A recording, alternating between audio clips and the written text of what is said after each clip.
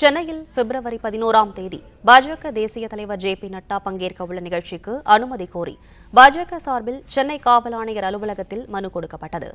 இதுகுறித்த விவரங்களை செய்தியாளர் கதிரவன் வழங்க கேட்கலாம். கதிரவன், வணக்கம். விவரங்களை பதிவு பண்ணலாம். என் மண் என் மக்கள் என்ற பெயர்ல பொதுமக்களிடம் ஆதரவு திரட்டும் வகையில பாத யாத்திரை ஒன்றை பாஜக மாநில தலைவர் அண்ணாமலை அவர்கள் கடந்த ஆண்டு ஜூலை மாதம் 20ஆம் தேதி முதல் தொடர்ச்சியாக நடத்தி வருகிறார். பல்வேறு தொகுதிகளில் நடைபெற்றக்கூடிய நிலையில பாத யாத்திரையின் 200வது தொகுதி நிறைவு பெறுவதை ஒட்டி தென் சென்னை நாடாளுமன்ற தொகுதியில வருகின்ற 11ஆம் தேதி யாத்திரை நடைபெற உள்ளது. இந்த யாத்திரையில் பங்கேற்று அன்று நடைபெறும் பொதுக்கூட்டத்திலும் பாஜக தேசிய தலைவர் ஜே.பி. நட்டா அவர்கள் உரையாற்ற இருக்கிறார். இதற்கான அனுமதியை போலீசாரிடம் ஏற்கனவே பாஜக நிர்வாகிகள் கேட்ட நிலையில பல்வேறு இடங்களில் கேட்டிருக்கிறார்கள். ஏற்கனவே பொதுக்கூட்டம் நடத்துவதற்கு சோழிங்கநல்லூரில் நடத்த திட்டமிட்டிருந்த நிலையில காவல்துறை சார்பில் அனுமதி மறுக்கப்பட்டிருந்தது.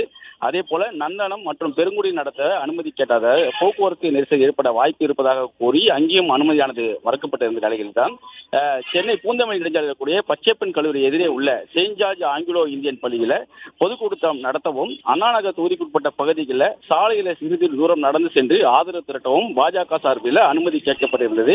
கடந்த சில தினங்களுக்கு முன்பாக பாஜக தமிழக துணைத் தலைவராக இருக்கக்கூடிய கருநாகராஜன் தலைமையில் வந்த நிர்வாகிகள் வந்துட்டு இந்த அனுமதியை கேட்டிருந்தார்கள். ஆனால் காவல்துறை சார்பாக நேற்று இந்த அனுமதியானது மறுக்கப்பட்டது. பொதுக்கூட்டம் நடத்த மட்டுமே அனுமதி வழங்கப்பட்டது.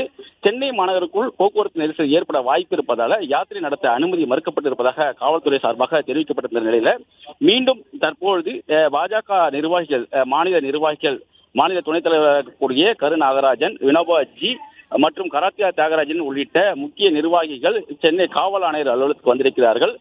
மாற்று வழியை ஏற்படுத்தி இந்த பாத யாத்திரையை நடத்துவதற்கான ஏற்பாடுகளை பண்ணுவதற்கு காவல்துறை அனுமதி வழங்க வேண்டும் என்ற ஒரு மனுவை அவர்கள் அளிக்க இருக்கிறார்கள்.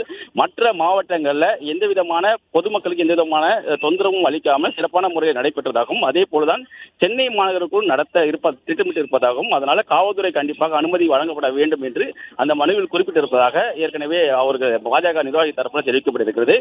அந்த மனு கொடுத்த பின்பாக காவல்துறை அடுத்த கட்ட நடவடிக்கை என்ன என்பதை பொறுத்தே 11ஆம் தேதி எங்கு அவர்களுக்கு பாத யாத்திரை நடத்துவதற்கான அனுமதி வழங்கப்பட இருப்பது என்பது தெரியவரும் என்றும் பாஜக நிர்வாகி சார்பாக தெரிவிக்கப்படுகிறது. தற்போது முக்கிய நிர்வாகிகள், மாநில நிர்வாகிகள் காவல் ஆணையர் அலுவலகத்தில் இந்த மனு கொடுப்பதற்காக வருகை தந்திருக்கிறார்கள். தகவல்களுக்கு நன்றி கதிரவன்.